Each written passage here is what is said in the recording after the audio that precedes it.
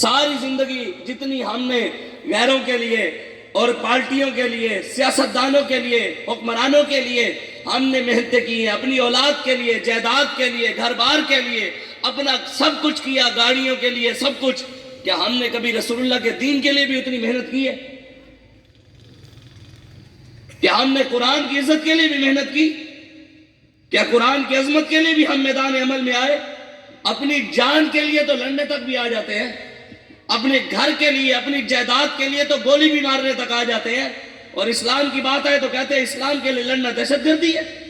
یہ کون سی بات ہے؟ یہ کہاں پر لکھا ہوا ہے کہ اسلام کی بات کرنا، نبی کی عزت کی بات کرنا، ختم نبوت کی بات کرنا، قرآن کی بات کرنا، دین کی بات کرنا یہ دہشت گردی ہے؟ کوئی ایک آیت تو ہمیں لاؤ، ہم بیٹھ کر صرف بات شروع کریں، لوگوں کو پریشانی ہو جاتی ہے۔ او جی آپ نے کیسے مولوی صاحب کو بلا لیا، او جی انہوں نے آ کر منبر پر سیاسی بات شروع کر دی۔ یہ مولویوں کا کیا کام سیاست سے؟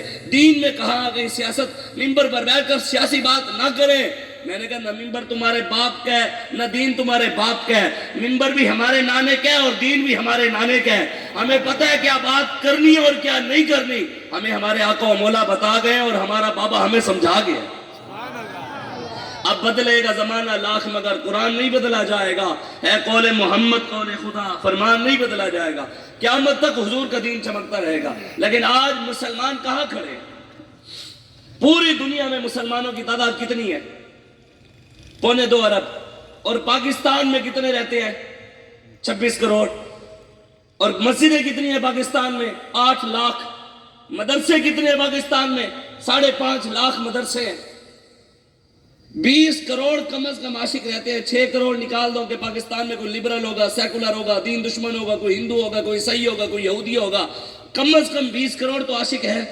یار 20 کروڑ اس ملک میں عاشق رہتے ہوں، عالموں کی کمی نہ ہو، حافظوں کی کمی نہ ہو، مسجدوں کی کمی نہ ہو، مدرسوں کی کمی نہ ہو، سادات کی کمی نہ ہو، پیر کی کمی نہ ہو، پھر بھی برکتیں نہ ہوں، پوری امت ذلیل و خوار کیوں ہو رہی ہے؟ پاکستانی ساری دنیا میں ذلیل و خوار کس وجہ سے ہے؟ برکتیں کیوں نہیں ہیں؟ اللہ کی رحمتیں کیوں نہیں ہیں؟ آج روٹی پوری کیوں نہیں ہو رہی؟ وجہ تو کچھ کو پتہ ہے؟ جب میں کہتا ہوں خدا میرا حال دیکھ، جواب آتا ہے بندے اپنا نامہ اعمال دیکھ۔ حضور نے ارشاد فرمایا اذا تبایعتم بالعینۃ واخذتم ذناب البقر وزرعتم بالزرع وترکتم الجہاد سلط اللہ علیکم ذلا لا ینزعہ حتی ترجعوا الی دینکم۔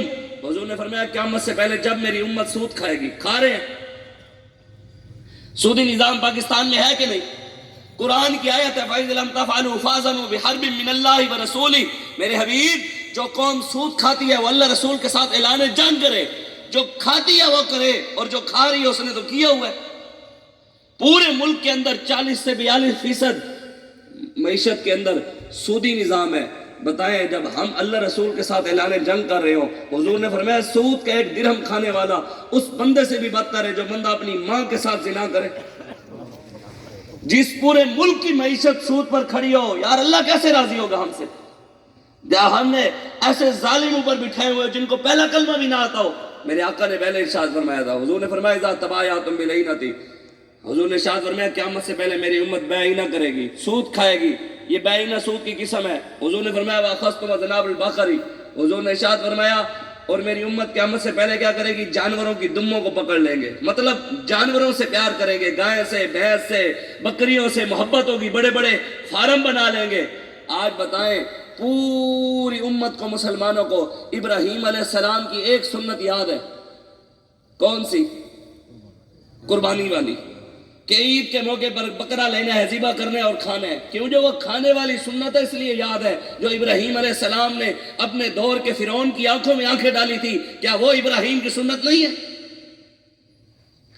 جو ابراہیم علیہ السلام نے اس دور کے بتوں کو پاش کیا تھا اکیلے نے، کوئی دنیا تو نہیں۔ آج کہتے ہیں جی اور ہمارے ساتھ لوگ نہیں ہیں جی، کیسے کس کے خلاف کھڑے ہو؟ میں نے کہا ابراہیم علیہ السلام اکیلے تھے، اکیلے سارے بتوں کو پاش کیا۔ علامہ اقبال کہتا ہے یہ دور اپنے براہین کی تلاش میں ہے، صنم کدا ہے جہاں لا الہ الا اللہ، یہ نغمہ فصل گل و لال کا نہیں پابند، بہار ہو کے خزاں لا الہ الا اللہ، اگرچہ بت ہے جماعت کی آستینوں میں، مجھے حکم ازاں لا الہ الا اللہ۔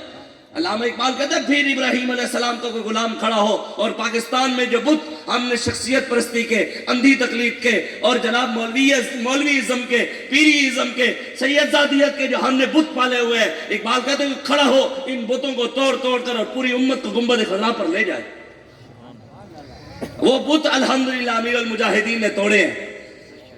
الحمدللہ امیر المجاہدین نے شخصیت پرستی نکال کر یہ نہیں کہا مجھے مانو، بابے نے نہیں کہا میرا نہ لو، بابے نے کہا انہیں جانا، انہیں جانا، انہیں جانا، انہیں مانا، نہ رکھا غیر سے کام، للہ الحمد میں دنیا سے مسلمان گیا۔ حضور نے فرمایا میری امت قیامت سے پہلے سود کھائے گی، بے آئینہ کرے گی اور یہ جانوروں سے پیار کریں گے، وَزَرَاتٌ بِالزَّرْعِ، حضور نے فرمایا یہ زراعت سے پیار کریں گے، زمینوں سے پیار کریں گے۔ زمینوں سے پیار ہے کہ نہیں؟ لوگ اپنی جائیداد کے لیے گولیاں مارتے ہیں کہ نہیں مارتے؟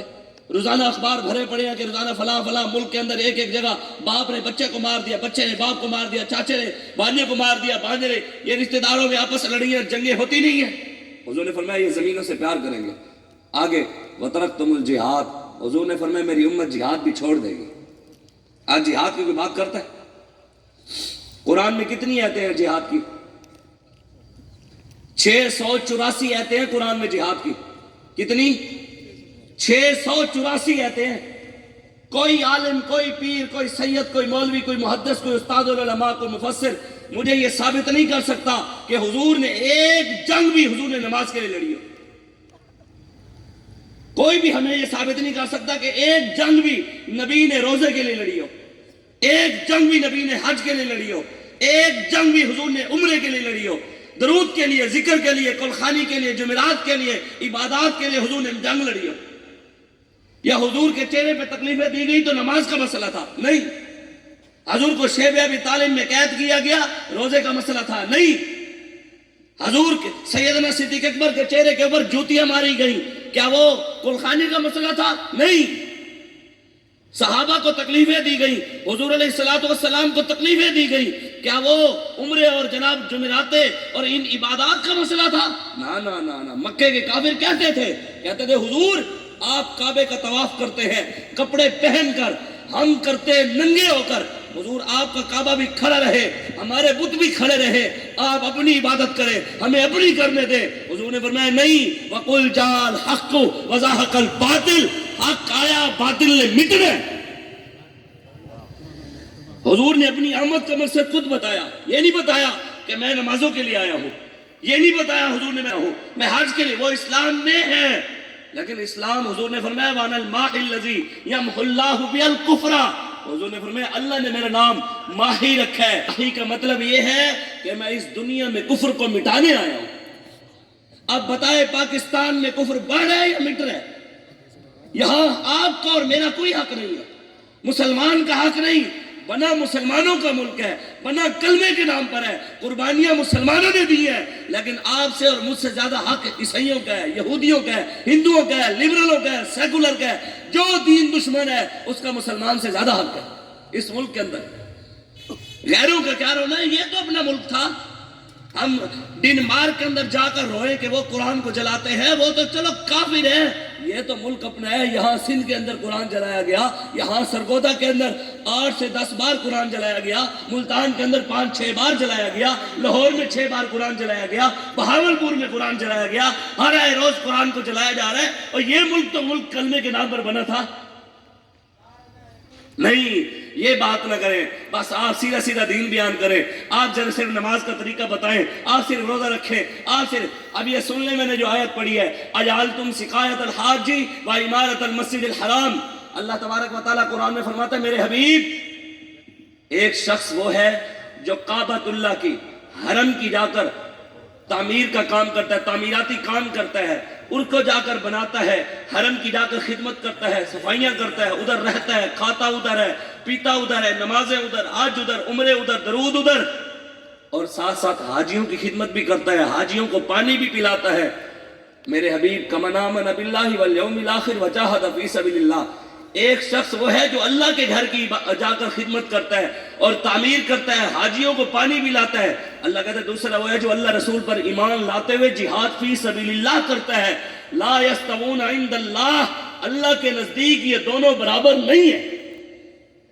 اب بتائیں کعبے کی جا کے خدمت کرنا، زمزم پلانا، حاجیوں کی خدمت کرنا کتنی بڑی عبادت ہے کہ نہیں؟ لیکن اللہ کہتا ہے وہ وہاں لگا رہتا ہے لیکن جہاد نہیں کرتا۔ اور دوسرا میرے محبوب کا وہ غلام ہے جو میرے اور میرے مصطفیٰ کی مانتے ہوئے جہاد کرتا ہے۔